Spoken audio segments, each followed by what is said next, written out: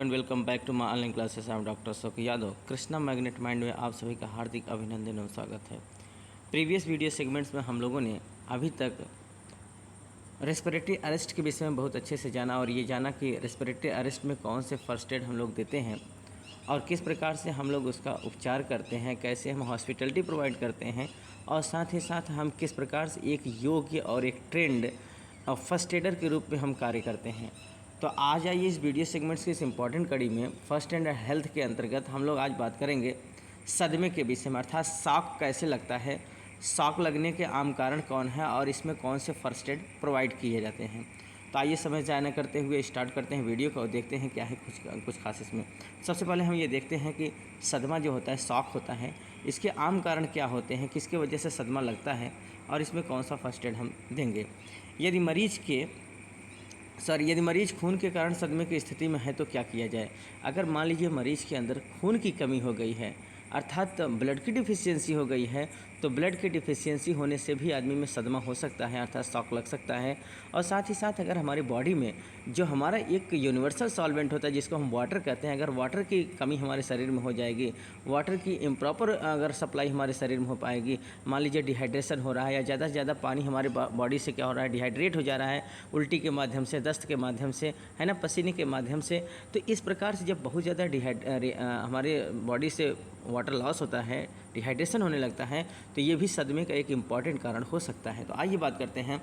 सबसे पहले हम ये देखते हैं कि यदि मरीज खून के कारण सदमे की स्थिति में है तो हम क्या करते हैं। ठीक, पूरे शरीर में जब अपर्याप्त खून बहने की असामान्य स्थिति होती है तो उसे सदमा कहते हैं। अर्थात जब हमारे शरीर में अपर्याप्त खून बह जाता है, अर्थात बहुत ज़्यादा खून बह जाता है, एक्सेस अमाउंट में हमारे शरीर से ब्लड निकल जाता है, तो उसको हम क्या कहते हैं, सदमा कहते हैं, अर्थात शॉक कहते हैं। और यह खतरनाक चोट, खून की कमी, बिजली के झटके, अचानक ऐसी किसी बीमारी जिसमें खून की धारा से तरल अलग हो जाता है, जिसको हम सेप्सिस कहते हैं, भारी एलर्जी की प्रतिक्रिया, विष जहर का फैल जाना, बहुत अधिक तापमान में जाने और यहाँ तक कि भावनात्मक उदासी से हो सकता है। कहने का मतलब जो सदमा के कारण है वो कौन कौन से सदमा के कारण है आप इसको रिमार्क करेंगे।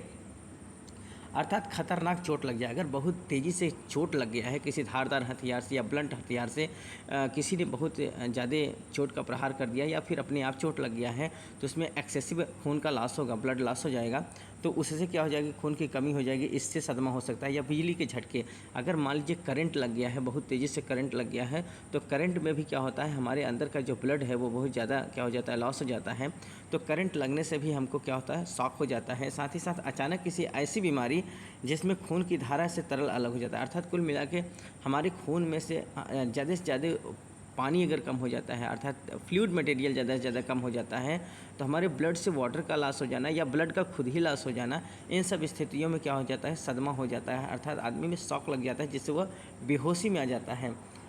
ठीक, साथ ही साथ भारी एलर्जी की प्रतिक्रिया, अगर हमारे बॉडी में किसी एलर्जेंस ने प्रकोप कर दिया है और किसी एलर्जेंस के हो जाने से हमारे बॉडी में क्या हो जाता है, शॉक होने की संभावनाएं बढ़ जाती हैं। साथ ही साथ अगर किसी ने एक विषाक्त चीज़ खा लिया, जैसे विष या जहर हमारे बॉडी में अगर फैल जाता है तो भी सदमा लग जाता है। बहुत अधिक तापमान, अगर हमारे बॉडी का टेम्परेचर बहुत ज़्यादा बढ़ गया है, अर्थात सामान्य से बहुत ज़्यादा हो गया है, तो उस स्थिति में भी सदमा आने के चांसेस बढ़ जाते हैं। और यहाँ तक कि अगर भावनात्मक कोई उदासी हो सकता है, अगर मान लीजिए कोई लगती बात कोई कह दिया या कोई ऐसी चीज़ जो हमारे दिमाग पर, हमारे ब्रेन पर स्ट्रोक कर सकता है, इसके वजह से भी आदमी क्या हो जाता है, शॉक में चला जाता है और वो क्या हो जाता है, बेहोश हो जाता है। ठीक, तो किसी प्रकार का कोई भावनात्मक अगर उदासी हो सकता है तो इससे भी क्या हो सकता है, शॉक होने के चांसेस बढ़ सकते हैं। पानी की कमी से भी सदमा हो सकता है। जैसे मैंने बताया, सबसे ज़्यादा इंपॉर्टेंट जो फैक्टर्स होते हैं सदमा के, वो ये है कि अगर हमारे बॉडी से बहुत ज़्यादा ब्लड लॉस हो जाएगा या हमारे बॉडी से बहुत ज़्यादा वाटर लॉस हो जाएगा, डिहाइड्रेशन हो जाएगा, तो सदमा के चांसेस बढ़ जाते हैं। और तीसरी जो सबसे इम्पॉर्टेंट कारण ये है वो ये है कि अगर कोई भावनात्मक सोच, अगर आदमी के दिमाग पर चिंता आ गया, कोई भावनात्मक उदासी आ गया, तो भी उसमें शॉक लगने के चांसेस बढ़ जाते हैं। और चौथा सबसे इम्पॉर्टेंट ये, अगर हमारे बॉडी का टेम्परेचर बहुत ज़्यादा बढ़ जाता है तो भी आदमी को बेहोशी होने लगता है और धीरे धीरे वो शॉक में चला जाता है, अर्थात उसका शॉक लग जाता है उसको, है ना। आइए आगे हम बात करते हैं सदमे के ज़्यादातर आम कारक क्या हैं, इसके विषय हम बात करते हैं। तो सदमे के ज़्यादातर आम कारक हैं तरल की मात्रा में कमी। जैसा कि मैंने बताया, अगर हमारे बॉडी में जो तरल या फ्लूइड मटेरियल है, अर्थात पानी की कमी अगर हो जाएगी, खून की कमी हो जाएगी, तो सदमा बहुत तेज़ी से लग सकता है। तो यहाँ देखिए कहा गया है सदमे के ज़्यादातर आम कारक हैं तरल की मात्रा में कमी। और तरल क्या है? खून का भारी बहाव या तो फिर दस्त या उल्टी, अर्थात दस्त के या उल्टी के माध्यम से हमारे शरीर से ज़्यादा से ज़्यादा वाटर लॉस हो सकता है, जिसकी वजह से हमारा जो ब्लड है बच्चों वो कंसंट्रेट हो जाता है, बहुत ज़्यादा गाढ़ा हो जाता है। और ब्लड ज़्यादा कंसंट्रेट हो जाएगा, हमारे ब्लड से वाटर कमी लॉस हो जाएगा, किसी न किसी माध्यम से अगर हमारे ब्लड से वाटर निकल गया तो वो सदमे का कारण बन सकता है ना। तो तरल पदार्थ की कमी मतलब क्या हो गया? खून की भारी बहाव या तो फिर दस्त या उल्टी के माध्यम से हमारे शरीर में सदमा लगने के चांसेस बहुत ज़्यादा से बढ़ जाता है। और साथ ही साथ अगला कह रहा है संक्रमण। संक्रमण क्या है? जैसे सेप्टिक सदमा या फिर मानसिक सदमा। मतलब मैंने बताया ना कि अगर कोई भावनात्मक टेंशन, भावनात्मक उदासी हमारे शरीर में, हमारे दिमाग में आ जाता है तो भी हमको सदमा लगने के चांसेस बढ़ जा सकते हैं। या फिर किसी प्रकार का कोई गंभीर संक्रमण है तो उसमें भी सदमा लग सकता है। अपराध के बाद गर्भपात, अगर मान लीजिए किसी प्रकार से गर्भपात हो गया तो गर्भपात में भी क्या होता है, जब गर्भपात हो जाता है, एबॉर्शन हो जाता है, तो एबॉर्शन के बाद बहुत एक्सेसिव ब्लड लॉस हो जाता है, बहुत ज़्यादा खून बाहर निकल जाता है। तो अगर गर्भपात हो गया तो गर्भपात के बाद खून बहुत ज़्यादा निकलता है, तो उसमें भी क्या होता है, जो लेडीज़ है वो बेहोश हो सकती है, उसको सदमा लग सकता है, उसको शॉक लग सकता है। ठीक। या एलर्जी प्रक्रिया जिसको हम एनाफाइलेक्टिक शॉक कहते हैं। तो एलर्जी की प्रक्रिया में भी, अर्थात जब एलर्जी हमको हो जाता है तो उसको हम एनाफाइलेक्टिक शॉक कहते हैं, तो उसमें भी हमको शॉक लगने के चांसेस बढ़ जाते हैं। तो ये इंपॉर्टेंट फैक्टर है। कौन कौन, आप इसको रिमार्क कर लेंगे। सदमा लगने के जो मेन फैक्टर्स हैं, जो मेन कारक हैं, वो ये है खून का भारी बहाव, अर्थात अगर बहुत हमारे बॉडी से बहुत ज़्यादा एक्सेसिव ब्लड लॉस हो रहा है तो उससे, या फिर दस्त हो रहा है या उल्टी हो रहा है, क्योंकि बहुत ज़्यादा देखिए जब उल्टी दस्त किसी को होता है धीरे धीरे, चाहे वो अडल्ट हो चाहे वो बच्चा हो, धीरे धीरे वो क्या होता है, बेहोशी की ओर चला जाता है, अर्थात कन्वल्जन होने लगता है और फिर उसको शॉक लग जाता है, बिल्कुल सो क्या हो जाता है, शून्यता की ओर चला जाता है। अगर कोई गंभीर संक्रामक बीमारी है तो उसमें भी सदमा लग सकता है। या मानसिक सदमा, जैसे कि मैंने बताया, भावनात्मक अगर किसी प्रकार का कोई टेंशन है, कोई उदासी है तो उसमें भी सदमा लग सकता है। और सबसे इम्पॉर्टेंट चीज़ है, गर्भपात के बाद बहुत ज़्यादा एक्सेस अमाउंट में ब्लड का लॉस हो जाता है, जिसकी वजह से सदमा लगने के चांसेस बढ़ जाते हैं। और साथ ही साथ कुछ ऐसी एलर्जी, जो एलर्जी से गंभीर बीमारियां हो जाती हैं, उससे भी एनाफाइलेक्टिक शॉक होने के चांसेस बढ़ जाते हैं। आइए अब बात करते हैं, यदि निम्नलिखित में से एक भी कारण है तो सदमे की आशंका का कल्पना कीजिए।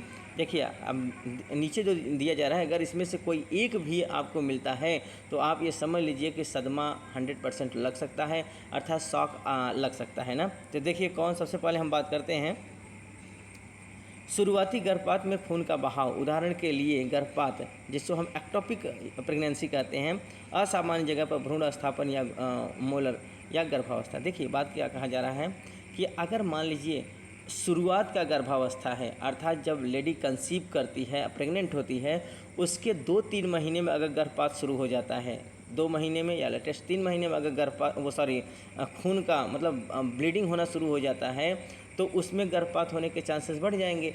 और गर्भपात जब हो जाता है, अर्थात प्री मेच्योर डिलीवरी जब होती है, तो उसमें बहुत ज़्यादा खून का बहाव हो जाता है, बहुत ज़्यादा रक्त बह जाता है, बहुत ज़्यादा ब्लड लॉस हो जाता है। एक तो कारण ये हुआ क्या, अर्थात शुरुआती गर्भावस्था में खून का बहाव, जिसको हम एक्टोपिक प्रेगनेंसी के रूप में जानते हैं या फिर प्लेसेंटा प्रीविया के रूप में जानते हैं। प्लेसेंटा प्रीविया क्या होता है, अर्थात शुरुआती दिनों में 3-4 महीना निकल जाने के बाद, अर्थात जब लेडी कंसीव होती है 3-4 महीने बाद ही उसको ब्लीडिंग होना शुरू हो जाता है, जिसको हम क्या कहते हैं, प्लेसेंटा प्रीविया कहते हैं, अर्थात प्लेसेंटा खुल जाता है। और दूसरी चीज़ ये है कि अगर मान लीजिए किसी प्रकार का कोई प्रॉब्लम है तो गर्भपात हो जाता है, एबॉर्शन हो जाता है, तो एबॉर्शन के केसेस में भी बहुत ज़्यादा ब्लड लॉस होता है।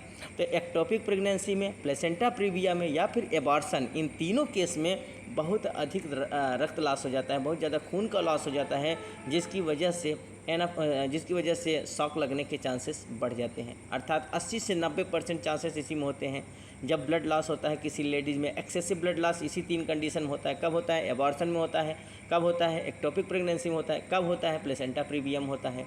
तो प्लेसेंटा प्रीविया का केस कब होता है कि लेडी जैसे ही कंसीव की है, जैसे ही प्रेग्नेंट हुई है, 2-3 महीने बाद ब्लीडिंग होना शुरू हो जाता है, जिसको हम क्या कहते हैं, प्लेसेंटा प्रीविया कहते हैं। तो इसकी वजह से शॉक लग सकता है। दूसरा क्या रीज़न है, दूसरा रीज़न ये है गर्भावस्था के बाद की स्थिति में या प्रसव काल के दौरान खून का बहना, उदाहरण के लिए प्लेसेंटा की प्रीविया, जैसा कि अभी मैंने बताया प्लेसेंटा की प्रीविया, या फिर एबर एबर एबरपेशियो प्लेसेंटा, जिसको आंवल का अचानक टूट जाना कहते हैं, या फिर उसको हम कहते हैं गर्भाशय का फूटना।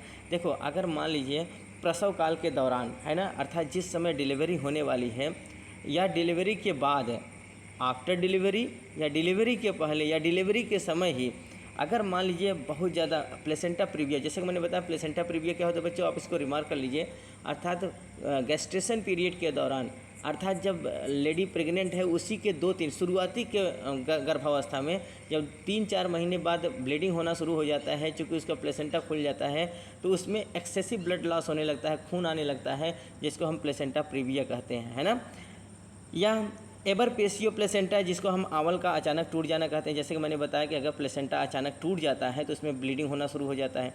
या फिर गर्भाशय, अगर मान लीजिए बच्चेदानी है जिसको हम यूटेरस कहते हैं, यूटेरस अगर टूट जाता है, फट जाता है, तो उसमें भी क्या होता है, बहुत ज़्यादा ब्लड बाहर आने लगता है। तो ये सब ब्लड लॉस होने के कारण ही तो है ना, तो इसमें अधिक ब्लड का लॉस होता है, जिसकी वजह से शॉक लगने के चांसेस बढ़ जाएंगे। तो हमारे शरीर से तरल पदार्थ जाना नहीं चाहिए, तरल पदार्थ कंजर्व होना चाहिए, अर्थात उसको हमको बचा के रखना चाहिए। न तो ज़्यादा खून का लॉस होना चाहिए, न तो ज़्यादा पानी का लॉस होना चाहिए, क्योंकि खून और पानी दोनों एक साथ ही होते हैं। अर्थात जितना ही ज़्यादा पानी हमारे बॉडी में प्रॉपर मात्रा में बना रहेगा, हमारा ब्लड उतना ही डाइल्यूट रहेगा, और जितना ज़्यादा ब्लड डाइल्यूट रहेगा, सर्कुलेशन उतना अच्छा होगा, और हर एक जितनी भी वाइटल एक्टिविटीज़ हैं सब बड़े आसानी से होती रहती हैं। लेकिन जैसे ही पानी की कमी हो जाती है, ब्लड हमारा कॉन्सेंट्रेट हो जाता है और all the vital activities are disturbed, जितनी भी वाइटल एक्टिविटीज़ हैं सब डिस्टर्ब हो जाते हैं। ठीक, तो आपको क्या बचाना है, तरल पदार्थ बचाना है, चाहे वो खून के रूप में चाहे वो पानी के रूप में, इसका लॉस नहीं होना चाहिए, है ना। आइए अगला केस हम जानते हैं। अगला केस क्या है, शिशु के जन्म के बाद खून का बहाव। जैसा कि मैंने कहा कि आफ्टर डिलीवरी, आफ्टर पार्चुरेशन, अगर बच्चा पैदा हो जाता है तो पैदा होने के बाद भी बहुत ज़्यादा खून बाहर निकलता है ना, जिसको हम क्या कहते हैं, रप्चर्ड गर्भाशय कहते हैं। अगर मान लीजिए बच्चेदानी में रप्चर हो गया, बच्चेदानी कहीं फट गया, टूट गया, तो उसमें भी क्या होता है, बहुत ज़्यादा वाटर ब्लड का लॉस होता है। या गर्भाशय की कमजोरी, अगर मान लीजिए बच्चेदानी में या फिर यूट्रस में किसी प्रकार की कोई वो वीक है, कमज़ोर हो गया है, तो भी वो रप्चर कर जाएगा और ज़्यादा से ज़्यादा खून बाहर आएगा। आगे देखिए, जन्म के रास्ते का फट जाना, अगर मान लीजिए जहाँ से बच्चा पैदा हो रहा है वहाँ किसी प्रकार का टीयर एंड वियर हो गया, अगर रप्चर हो गया है तो ज़्यादा से ज़्यादा खून बाहर आएगा। आंवल या आंवल के टूटने से अलग हो जाना, अर्थात मान लीजिए प्लेसेंटा जो है टूट के जब बाहर आता है तो प्लेसेंटा के माध्यम से भी बहुत ज़्यादा ब्लड बाहर आता है। या सबसे बड़ा इंपॉर्टेंट चीज़ है प्लेसेंटा का चिपक जाना। अगर मान लीजिए कभी कभी ये होता है कि प्लेसेंटा जो है यूट्रस में जाके चिपक जाता है और प्लेसेंटा ठीक से मतलब कुल मिला के जो रेसिड्यू है वो बाहर नहीं आ पाता, जिसकी वजह से ज़्यादा एक्सेसिव ब्लड लॉस होता है। कुल मिला के डिलीवरी के समय बहुत ही केयरिंग के साथ, बहुत ही केयर के साथ पार्चुरेशन कराना है, बहुत ही केयर के साथ डिलीवरी कराना है, नहीं तो ज़्यादा से ज़्यादा ब्लड का लॉस हो जाता है, और ब्लड का लॉस हुआ तो शॉक में जाने की संभावनाएं बढ़ जाती हैं। अगला क्या हो सकता है, संक्रमण, उदाहरण के लिए असुरक्षित या सेप्टिक गर्भाशय। अगर मान लीजिए जिस समय डिलीवरी करा रहे हैं अगर उस समय किसी प्रकार का कोई संक्रमण हो जाता है, जिसको हम सेप्टिक गर्भपात कहते हैं, अर्थात उसमें अगर किसी प्रकार का कोई गर्भपात हो जाता है, या फिर एमिनोसेंटोसिस मैट्रिसिस कहते हैं, क्या कहते हैं, एमिनोसेंटोसिस मैट्रिसिस, और या फिर पाइलोनेफ्राइटिस, अगर इस प्रकार का कोई संक्रामक प्रॉब्लम हो जाता है तो उसमें भी अधिक से अधिक ब्लड लॉस होने की संभावनाएं बढ़ जाती हैं। बहुत ज़्यादा ब्लड लॉस हो जाएगा, और ब्लड लॉस होगा तो क्या हो जाएगा, शॉक होना निश्चित है। अगला देखिए, मानसिक संवेदना, उदासी, उदाहरण के लिए गर्भपात के दौरान गर्भावस्था या आंतों में घाव, गर्भाशय का फूटना, जन्म के रास्ते फट जाना, ये सब देखिए मानसिक संवेदना। जैसा कि मैंने कहा कि अगर किसी के अंदर बहुत ज़्यादा मानसिक संवेदनाएं होंगी, बहुत ज़्यादा इमोशन में आदमी आ जाएगा, बहुत ज़्यादा अगर मानसिक उसको चिंतन होने लगेगा, किसी प्रकार का कोई टेंशन हो जाएगा, तो उस समय भी क्या हो जाता है, उसके दिमाग में शॉक होने के चांसेस बढ़ जाएंगे, वो क्या हो जाएगा, शॉक लग जाएगा। ठीक, जैसा कि और मैंने बताया कि गर्भाशय के दौरान, गर्भावस्था के दौरान अगर मान लीजिए आंतों में घाव हो जाता है या गर्भाशय टूट जाता है, जन्म के रास्ते अगर फट जाते हैं, जन्म का रास्ता जहाँ से बच्चा पैदा होता है, तो इन सब में एक्सेसिव ब्लड लॉस होने के चांसेस बढ़ जाते हैं। अगला क्या है, एलर्जी, अगर उदाहरण के लिए पेंसिलिन या बिच्छू का डंक, अगर बिच्छू ने या किसी भी विषैले जानवर ने काट लिया है तो उसमें भी क्या होता है, शॉक लगने के चांसेस बढ़ जाते हैं। तो ये सब तो कुछ फैक्टर्स हैं, कुछ कारक हैं जिनके वजह से मतलब शॉक लगने के चांसेस बढ़ सकते हैं। तो आप इसको रिमार्क कर लेंगे, डिनोट कर लेंगे, लेकिन इसमें सबसे ज़्यादा जो हाई फोकस्ड किया गया है वो ये है कि हमारे शरीर से न तो ब्लड का लॉस होना चाहिए, न तो वाटर का लॉस होना चाहिए, क्योंकि उल्टी के रूप में, दस्त के रूप में, डिहाइड्रेशंस के रूप में या ब्लड लॉस के रूप में हमारे शरीर में शॉक होने के चांसेस बढ़ सकते हैं। इन्हीं को हमको रोकना है और सुरक्षित डिलीवरी कराना बहुत ज़रूरी है, अर्थात जिसमें जच्चा और बच्चा दोनों को क्या हो, किसी प्रकार का कोई तकलीफ़ ना हो, वो बड़े आसानी से पैदा हो। ये बहुत केयरिंग की बात होती है, बहुत केयर करना होता है कि डिलीवरी जो होता है वो बहुत अच्छे से और सेफ और सुरक्षित ढंग से कराई जाए।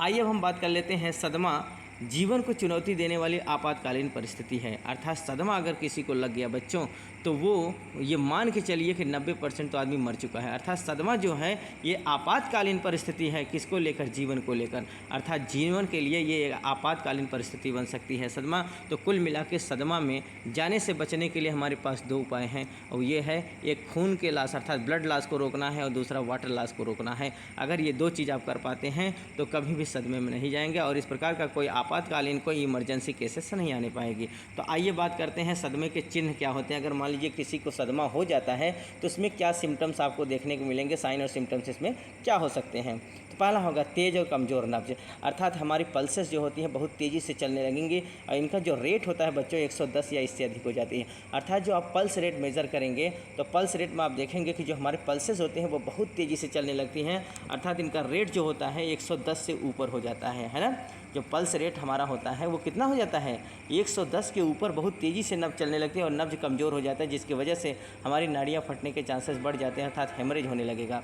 अगला क्या है, निम्न रक्तचाप, अर्थात जो हमारा रक्तचाप है, ब्लड प्रेशर, वो क्या हो जाएगा, कम हो जाएगा। अर्थात वो 90 mmHg अर्थात 90 mmHg जो सिस्टोलिक ब्लड प्रेशर होता है बच्चों वो कम हो जाएगा। अर्थात इसका जो बीपी होता है अर्थात हमारा ब्लड प्रेशर जो होता है, ब्लड प्रेशर क्या हो जाएगा, डाउन हो जाएगा। लेकिन क्या बढ़ जाएगा, पल्स रेट बढ़ जाएगा, पल्स रेट बढ़ जाएगा और बीपी जो है घट जाएगा। ठीक, ये सब सिम्टम्स आपको देखने को मिलेंगे। आइए और देखते हैं सदमे के अन्य लक्षणों या चिन्हों को निम्नलिखित प्रकार से शामिल है, अर्थात सदमे में और कौन कौन से आपको सिम्टम्स देखने को मिलेंगे और कौन कौन से चिन्ह आपको दिखाई देते हैं। तो आइए सबसे पहले हम देखते हैं साइन और सिम्टम्स को हम देखते हैं। सबसे पहला केस ये होगा सफ़ेदपन या विशेष रूप से पलकों की भीतरी भाग, हथेलियाँ या मुख के आसपास। आप देखेंगे कि अगर मान लीजिए किसी में सदमा लग जाता है, एक शॉक लग जाता है, तो सबसे पहले आप देखेंगे उसका पूरा शरीर जो होता है वो सफ़ेदपन में कन्वर्ट हो जाता है, अर्थात सफ़ेदी आ जाता है, उसके बॉडी में सफ़ेद हो जाता है। उसकी पलकें जो होती हैं वो बिल्कुल सफ़ेद सफ़ेद वाइट, उसके अंदर का भाग देखेंगे जब, तो पलकें उठाकर जब देखेंगे तो उसकी आँखों की जो पलकें होती हैं वो बिल्कुल सफ़ेद हो जाती हैं। हथेलियाँ या मुख के आसपास, जब मुख के आसपास मुँह खोल के देखेंगे तो सब सफ़ेद हो जाएगा, और हाथ का हथेलियाँ अगर आप देखेंगे तो वहाँ खून नज़र नहीं आएगा, वो बिल्कुल सफ़ेद दिखाई देगा। एक सिम्टम्स आपको ये देखने को मिलेगा। दूसरा क्या होगा, पसीना या ठंडी, उसके पूरे शरीर से पसीना, जब आदमी को बेहोशी शॉक होने लगता है या शॉक आने लगता है तो उसको जो होता है पसीना, बहुत तेज़ी से उसके बॉडी से पसीना आने लगता है, और साथ ही साथ उसको ठंडक महसूस होती है। क्या होती है, ठंडकपन, अर्थात ठंडकपन महसूस होगा, और साथ ही साथ उसकी जो त्वचा होती है वो क्या होगी, चिपचिपी त्वचा हो जाएगी। क्यों चिपचिपी त्वचा हो जाती है, क्योंकि उसके बॉडी से पसीना आता रहता है ना, और साथ ही साथ उसको बहुत ठंडी लगेगी। कमजोरी, अब उसको क्या हो जाए, फटिगनेस पता चलेगा, वो फटिग हो जाएगा, कमज़ोर हो जाएगा, अर्थात जब धीरे धीरे, क्योंकि वो बेहोशी की ओर आ रहा है, कन्वल्सन की ओर आ रहा है, धीरे धीरे सदमा लगेगा और वो बेहोश हो जाएगा, तो उसमें कमजोरी देखने को मिलेगा, उसके शरीर से पसीना बहुत ज़्यादा निकलेगा, चिपचिपी त्वचा दिखाई देगी, उसको ठंडकपन महसूस होगा, उसकी पलकें जो होती हैं वो सफ़ेद हो जाएंगी, उसका हाथ की हथेलियाँ सफ़ेद हो जाएंगी।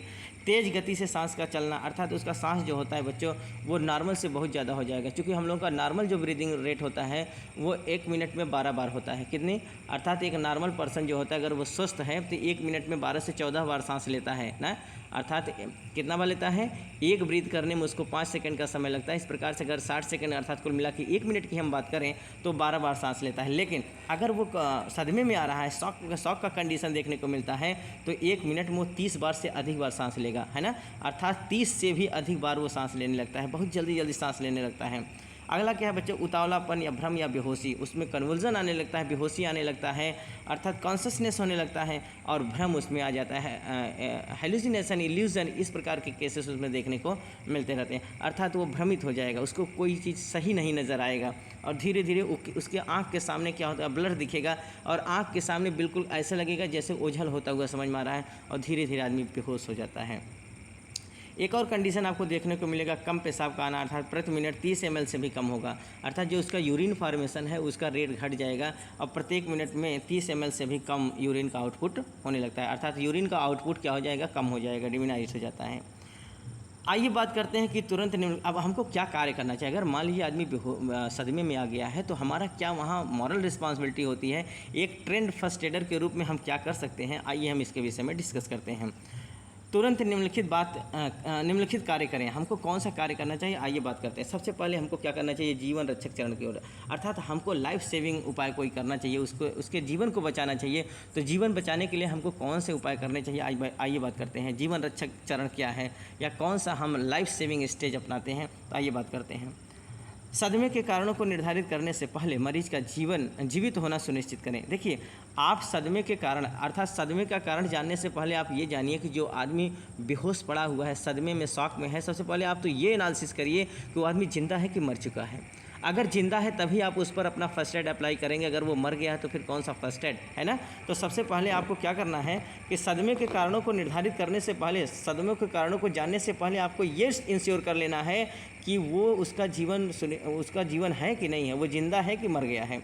सदमे की पहचान करते ही तुरंत कार्रवाई करें। अगर आपको ये पता चल जाता है कि सदमा किसी कारण से हुआ है और पेशेंट जिंदा है तो आप तुरंत कार्रवाई करें, है ना, अर्थात तत्काल आप फर्स्ट एड देना शुरू करें।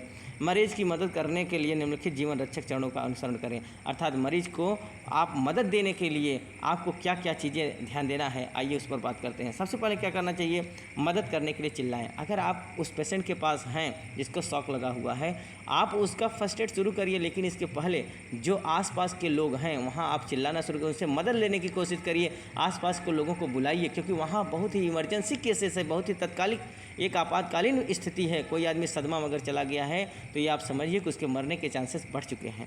तो ऐसी स्थिति में आप उसको फर्स्ट एड अप्लाई करिए और साथ ही साथ वहाँ मदद के लिए किसी दूसरों की सहायता के लिए भी चिल्लाइए। तुरंत सभी उपलब्ध कर्मचारियों को इकट्ठा करें और जो भी आपके आसपास कोई भी आदमी है, चाहे वो कर्मचारी हो, चाहे गांव का कोई आदमी हो, चाहे आसपास पड़ोस का कोई भी आदमी हो, उसको मदद के लिए आप इकट्ठा करें, चिल्लाएं। दूसरा क्या महत्वपूर्ण कार्य है, महत्वपूर्ण संकेतों का अवलोकन करें और साथ ही साथ आप कुछ निश्चित चीज़ों को आप देखते रहिए, उनका अवलोकन करिए बार बार, हर एक 5-5 मिनट पर, हर एक 2-2, 3-3 मिनट पर आप उसको क्या करेंगे, बिल्कुल एनालिसिस करेंगे, उसको ऑब्जर्व करेंगे। क्या ऑब्जर्व करेंगे, नब्ज, अर्थात पेशेंट का नाड़ी, अर्थात उसका नब्ज देखेंगे, पल्स देखेंगे कि उसका पल्स चल रहा है कि बंद तो नहीं हो गया, तो उसके पल्सेस को हर समय आपको देखते रहना पड़ेगा। दूसरा रक्तचाप, उसका जो बीपी है, ब्लड प्रेशर को आप देखिए कि उसका ब्लड प्रेशर चल रहा है कि नहीं। सांस को देखना है, अर्थात वो देखेंगे आप उसको कि उसका चेस्ट ऊपर नीचे हो रहा है कि नहीं, उसके नाक से आप देखेंगे कि उसकी सांसें चल रही हैं कि नहीं, और साथ ही साथ उसका तापमान गिर तो नहीं रहा है। आप इसको इंश्योर कर लीजिए, किसी भी पेशेंट का तापमान गिरना नहीं चाहिए। अगर तापमान गिर गया तो आप ये समझिए कि वो मरने के कगार पर जा रहा है। तो ताप को नियंत्रित करना है, ताप को कंजर्व करना है। आप निश्चित करिए, इंश्योर करिए कि उसका तापमान नियंत्रित रूप से बना रहे, अर्थात उसका ताप नियंत्रित करिए। बहुत ज़्यादा ताप भी नहीं करना है, ताप उसका जो जितना हमारा एक नॉर्मल टेम्परेचर होता है उतना कंजर्व करने की कोशिश करिए। तो यहाँ आपको क्या क्या ऑब्जर्व करना है, उसके नब्ज को, उसके पल्सेस को देखते रहना है, उसके ब्लड प्रेशर को आपको चेक करना है, उसके सांस को, उसके ब्रीदिंग टाइम मतलब ब्रीदिंग रेट को आपको चेक करना है कि उसकी सांसें चल रही हैं कि नहीं चल रही है और कितना किस रेट पे चल रही हैं। साथ ही साथ उसके बॉडी का टेम्परेचर गिर तो नहीं रहा है। तो इन 4 चीज़ों को आप बहुत अच्छे से सेंसियर ढंग से चेक करेंगे। क्या क्या, उसके पल्स को, नब्ज को चेक करेंगे, उसके ब्लड प्रेशर को चेक करेंगे, उसके सांस को चेक करेंगे और साथ साथ उसके टेम्परेचर को मेजर करते रहेंगे। इन 4 चीज़ों को आप बहुत अच्छे से क्या करेंगे, देखेंगे। अगला पॉइंट क्या है, हवा आने का मार्ग। मरीज को उल्टी आने पर सांस का जोखिम कम करने के लिए उसकी तरफ पलटिए और ध्यान रखिए कि हवा आने का मार्ग खुला रहे। सबसे बहुत ज़रूरी ये है कि पेशेंट को, अगर आसपास के कोई लोग खड़े हैं तो उनको हटाइए, अलग कर दीजिए और उसको प्रॉपर वे में सांस मिलता रहना चाहिए, सांस आते रहना चाहिए। और साथ ही साथ अगर पेशेंट में उल्टी आने की संभावना है कि वो उल्टी करेगा, तो उल्टी करने के बाद आप उसको ये ध्यान दीजिए कि उसका जीभ पलटने ना पाए, है ना, अर्थात उल्टी करने के बाद उसका जीभ प्रॉपर वे में रखिए जिससे उसको सांस लेने में कोई दिक्कत ना हो, वो सांस लेता रहे, है ना। तो उसके सांस का मार्ग आपको खोल के रखना है। जैसा कि मैंने प्रीवियस वीडियो में बता दिया है कि अगर मान लीजिए कोई प्रॉब्लम होता है, वो उल्टी करता है, तो उसके ठुड्डी को ऊपर उठाएंगे और हेड को थोड़ा सा नीचे की ओर टिल्ट करेंगे, तो उसका जो मुंह है वो खुला रहेगा और साथ ही साथ उसका जीभ जो है वो प्रॉपर वे में रहेगा और वो सांस आसानी से ले सकता है। उसका जो सांस का मार्ग है वो खुला रहता है ना। तो आपको उसके सांस के मार्ग को हर समय देखते रहना है कि उसका सांस का मार्ग न बंद हो जाए, नहीं तो इसकी वजह से उसका जान जा सकता है। अगला क्या कंडीशन है, रोगी को गर्म रखें किंतु आवश्यकता से अधिक न करें। देखें जैसे मैंने बताया ना कि रोगी को आप क्या करेंगे, गर्म रखेंगे, अर्थात उसका जो एक बॉडी टेम्परेचर है उस बॉडी टेम्परेचर को आप कंजर्व करने की कोशिश करेंगे। बॉडी टेम्परेचर अगर गिरा तो रिस्क बढ़ जाएगा, क्योंकि उसके ब्लड में टेम्परेचर जब घुस जाता अर्थात टेम्परेचर डाउन होने लगता है, ठंडकपन लगने लगता है, तो समझिए कि पेशेंट का मौत हो जाएगा, है ना।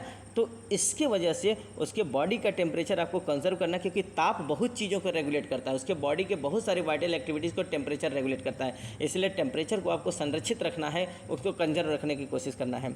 तो रोगी को गर्म रखें किंतु आवश्यकता से अधिक गर्म न करें, क्योंकि इससे बाहरी संचार बढ़ जाएगा और महत्वपूर्ण केंद्रों में खून की सप्लाई कम हो जाती है ना। अगर बहुत ज़्यादा टेम्परेचर आप कर देंगे तो उस टेम्परेचर की वजह से उसका अनवांटेड वाटर लॉस हो जाएगा, अनवांटेड उसके वाइटल एक्टिविटीज शुरू हो जाएंगे, जिसकी वजह से उसमें जहाँ इंपॉर्टेंट सेंटर्स हैं वहाँ खून की सप्लाई नहीं हो पाएगी और वो मर सकता है। तो आपको बिल्कुल ताप उतने संरक्षित करना है जितना उसके बॉडी का टेम्परेचर होता है। अगला इंपॉर्टेंट चीज़ है, हृदय में खून वापस तेज़ी से भेजने के लिए टांगों को ऊपर उठाइए, यदि संभव हो तो बिस्तर का पायदाना ऊंचा कर दें। देखिए जैसा कि मैंने बताया कि अगर एक्सेसिव ब्लड लॉस हो गया, बहुत ज़्यादा खून बाहर निकल गया है और उसके खून का संचार आप प्रॉपर वे में लाना चाहते हैं, तो आपको ये ज़रूर करना है कि उसका जो सिरहाना है अर्थात जो उसका हेड है वो नीचे की ओर होना चाहिए और पैर ऊपर की ओर उठा दीजिए, अर्थात पैर के तरफ तकिया लगा दीजिए या फिर किसी चीज़ों से उसको ऊंचा कर दीजिए, जिससे उसका जो ब्लड है वो हार्ट की ओर आए। और जब हार्ट की ओर आएगा तो हार्ट प्रॉपर वे में ब्लड की सप्लाई पूरे बॉडी टिश्यूज़ में, बॉडी सेल्स में देता रहेगा। तो आपको क्या करना है कि हृदय में खून वापस तेज़ी से भेजने के लिए टांगों को ऊपर उठाइए, अर्थात उसके दोनों पैर को उठाकर वहाँ कोई ऊंचा चीज़ लगा दीजिए। यदि संभव हो तो बिस्तर का पायदाना ऊंचा कर दें। तो बिस्तर का जो पायदाना है अर्थात पैर के तरफ से उसको ऊंचा कर दीजिए, नीचे से कोई ईंट लगा दीजिए, जिससे वजह से उसका पायदाना ऊपर की ओर हो जाएगा।